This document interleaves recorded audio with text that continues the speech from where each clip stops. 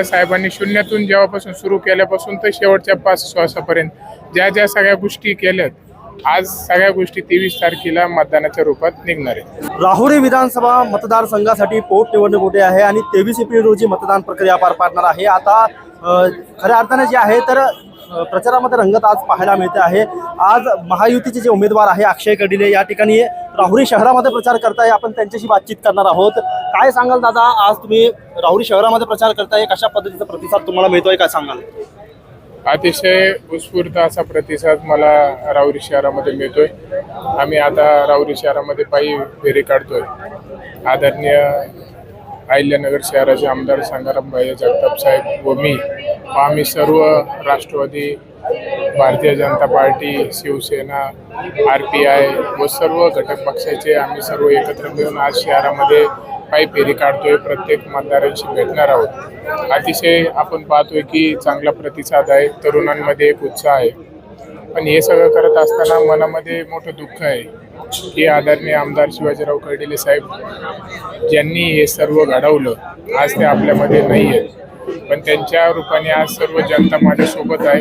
या गोष्टीचा मला अभिमान वाटतोय. खऱ्या अर्थानं आपण जर बघितलं तर तुम्ही मतदारसंघामध्ये विविध गावांमध्ये फिरत आहे. आमदार शिवाजीराव कर्डिले यांच्या गेल्यानंतर जे आहे त्यांची अनेक कामं देखील मतदारसंघामध्ये आहे. कशा पद्धतीचा रिस्पॉन्स तुम्हाला मिळतोय? लोक काय आठवणी त्यांच्या सांगताय, काय सांगाल? आता प्रत्येक गावामध्ये गेल्यावर प्रत्येक ठिकाणी त्यांची आठवणी, कुठंही गेलं तर मला कुणीही भेटलं तरी सांगतं की हा रस्ता साहेबांनी दिला आहे, हा सभामंडप साहेबांच्या माध्यमातून झाला, हे PVM ब्लॉक साहेबांनी दिले, या मंदिराला कंपाऊंड दिलं. अशा अनेक आठवणी प्रत्येक गावोगावी साहेबांच्या आहेत. त्याचबरोबर ती प्रत्येकाशी एक भावनिक संबंध या 30 वर्षाच्या काळामध्ये तयार झाला आहे. बोलत असताना आपापल्या भावना प्रत्येक व्यक्ती व्यक्त करतो. साहेबांच्या आठवणी सांगतो की साहेबांचा माझा फोन व्हायचा, साहेबांना मी भेटायला यायचो, साहेब आमच्या घरी यायचे, माझ्या लग्नाला साहेब आले होते, माझ्या वाढदिवसाला साहेब होते. म्हणजे प्रत्येक सुखात दुःखात प्रत्येकाच्या कुटुंबातल्या सदस्याप्रमाणे साहेब प्रत्येक ठिकाणी हजेरी लावायचे. म्हणून प्रत्येकाशी एक भावनिक संबंध तयार झालेत. आणि आज हेच संबंध गेल्या 6 महिन्यापासून प्रत्येकजण मला साहेबांवरती जसं प्रेम करायचं त्याच पद्धतीने, उलट मी तर हे असा अनुभव आलाय मला की साहेबांना जेवढं प्रेम करायचे, साहेबांची उणीव मला न भासू द्यायची. त्यामुळं माझ्यावर जास्त प्रेम करताना मला सर्व लोक दिसत आहेत. खऱ्या अर्थाने जर आपण बघितलं तर प्राजक्त तनपुरेंनी या निवडणुकीमध्ये थांबण्याचा निर्णय घेतलेला आहे. कशी वाटते तुम्हाला ही निवडणूक आणि त्यांचं तुम्हाला सपोर्ट मिळेल का, काय तुम्हाला वाटतं? ही निवडणूक सर्वांनीच निवडणूक म्हणून आता ठरवलं की निवडणूक म्हणून पाहिजे नाही. प्रत्येकाच्या मनामध्ये साहेबांविषयी भावना आहे, आदर आहे, जो मान सन्मान आहे, तो प्रत्येक व्यक्ती गेल्या 30 वर्षामध्ये साहेबांनी शून्यातून सुरुवात केली होती. आणि आज जनतेच्या रूपाने हे विश्व साहेबांनी तयार केलेलं आहे. म्हणून प्रत्येकाची हीच भावना आहे.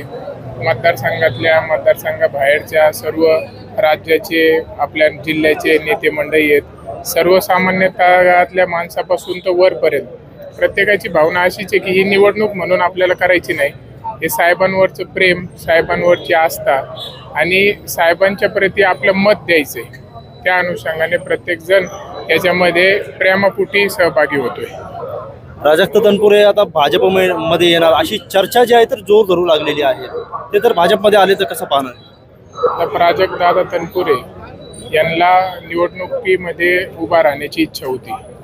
पण त्याचबरोबर त्यांना भावनिक देखील त्यांच्या मनामध्ये भावनिकता आहे. साहेबांविषयीचं, साहेबांच्या प्रती असणारा भावना, मान सन्मान त्यांनी पूर्णपणे ठेवलेला आहे. आणि आज मला ही संधी त्यांनी फॉर्म न भरल्यामुळं अजून मोठ्या प्रमाणात मिळालेली आहे. म्हणून आज मी प्रथमतः त्यांचे मनापासून आभार व्यक्त करतो. भारतीय जनता पार्टीमध्ये त्यांना जर वरिष्ठांकडून येण्याची संधी मिळाली तर मी त्यांचं स्वागतच करतोय. खऱ्या अर्थानं आपण जर बघितलं तर तुमच्या समोर जे आहे महाविकास आघाडीचे देखील उमेदवार आहे, ते देखील आता भावनिक प्रचार करताय. कुठेतरी आम्हाला देखील त्रास झालेला आहे, या सगळ्या गोष्टी प्रचारामध्ये सांगताय. कसं पाहताय त्यांच्याकडे आणि काय आव्हान वाटतं का तुम्हाला त्यांचं? मी गेल्या 6 महिन्यापासून साहेबांनी केलेले कार्य, साहेबांनी केलेलं काम, साहेबांच्या प्रत्येकासोबत असणारे संबंध, या सगळ्या गोष्टीकडेच पाहतोय.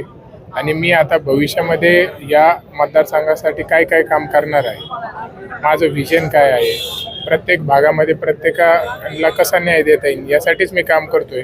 म्हणून विरोधक म्हणून मी कोणाला या निवडणुकीत पाहतच नाही. माझा कोणी विरोधक किंवा शत्रू या निवडणुकीमध्ये नाही आहे. ही पूर्णपणे ही निवडणूक आदरणीय आमदार शिवाजीराव कर्डिले साहेबांसाठी आहे.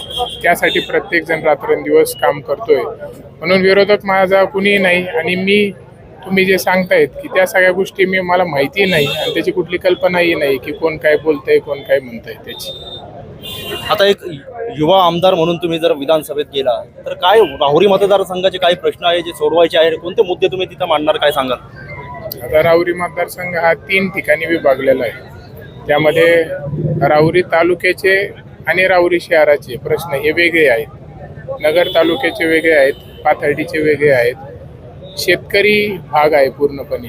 शेतकऱ्यांना न्याय मिळवून द्यायचा, त्यांना वीज मिळाली पाहिजे, त्यांना पाणी मिळालं पाहिजे हक्काचं. त्याचबरोबर ती जे बेरोजगार तरुण आहेत यांच्यासाठी राहुरीमध्ये MIDC तयार झाली पाहिजे. त्याचबरोबर ती शहरासारख्या ठिकाणी आपण पाहतो की रस्त्यांच्या भरपूर समस्या तयार झाल्यात. रस्ते झाले पाहिजे, वांबुरी चारीचं पाणी प्रत्येक गावाला मिळालं पाहिजे, निळवंडेचं पाणी प्रत्येक गावाला मिळालं पाहिजे. असे अनेक प्रकारचे भाग वेगळे वेगळे आहेत. त्यामुळं हा काय एक भाग नाही किंवा एक प्रश्न नाही आहे. भाग वेगळे, प्रश्न वेगळे, गाव वेगळे, गावाच्या समस्या वेगळ्या. मला आता पूर्णपणे गेल्या अनेक वर्षांपासून मी आता काम करतोय, साहेबांसोबत फिरतोय, सगळ्या गोष्टी मी पाहत आलेलो आहेत. आणि साहेबांचे जे स्वप्न आपल्या मतदारसंघासाठी होते, प्रत्येक गावोगावी मतदारांनी 2024 साहेबांना भरपूर प्रेम मताच्या रूपात दाखवलेलं होतं. आणि या 5 वर्षामध्ये अनेक कामं लोकांना साहेबांकडून करून घ्यायचे होते. आता 3.5 वर्षाचा काळ मला मिळणार आहे जनतेच्या आशीर्वादाने. हा काळ मिळाल्याच्या नंतर 2029 पर्यंत ज्या ज्या इच्छा प्रत्येकाच्या साहेबांच्या प्रती होत्या आता माझ्याकडून आहेत, त्या सगळ्या मी 29 पर्यंत पूर्ण करून दाखवणार आहे. आता तुम्ही सांगताय की तुम्ही मतदारसंघामध्ये फिरताना एक चांगला प्रतिसाद जनतेचा, मतदारांचा तुम्हाला मिळतोय. या अनुषंगाने 23 तारखेला जे मतदान होईल, काय तुम्हाला अपेक्षा आहे आणि काय विश्वास वाटतो विजयाचा तुम्हाला? 100% मला विजयाचा पूर्णपणे विश्वास आहे. कारण की आज हे मत, प्रत्येक मत जो व्यक्ती तिथं जाऊन मला देणार आहे, हे मत केवळ आणि केवळ फक्त आमदार शिवाजीराव कर्डिले साहेबांसाठी देणार आहे.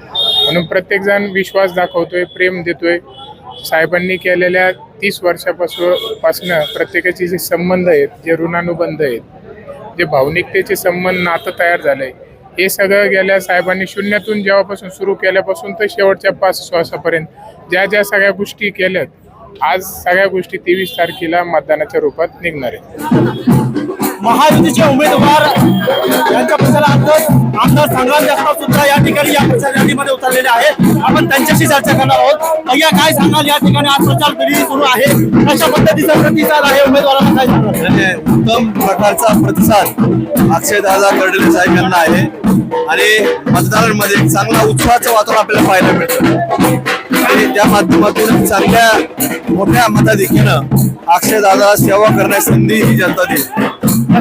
स्वर्गीय शिवाजीराव कर्डिले यांनी काही मतदारसंघामध्ये जी काही कामं केलेली आहे, त्यामुळे या ठिकाणी या मतदारांचा आम्हाला जे आहे तर पाठिंबा आहे आणि उत्स्फूर्त प्रतिसाद आम्हाला मिळतोय. त्याचबरोबर राहुरी मतदारसंघामध्ये विकासाची कामे करायची आहे, शेतकऱ्यांसाठी विजेचा प्रश्न, पाण्याचा प्रश्न, त्याचबरोबर तरुणांना रोजगाराचा प्रश्न जे आहे तर प्रश्न विधानसभेत मांडणार असल्याचे या ठिकाणी अक्षय कर्डिले यांनी म्हटलेलं आहे. आता येणाऱ्या 23 तारखेला नेमकं लोक या राहुरी मतदारसंघाची जनता कुणाच्या बाजूला कौल देणार आणि 4 तारखेला काय निकाल लागणार याकडे आता सर्वांचं लक्ष लागलेलं आहे.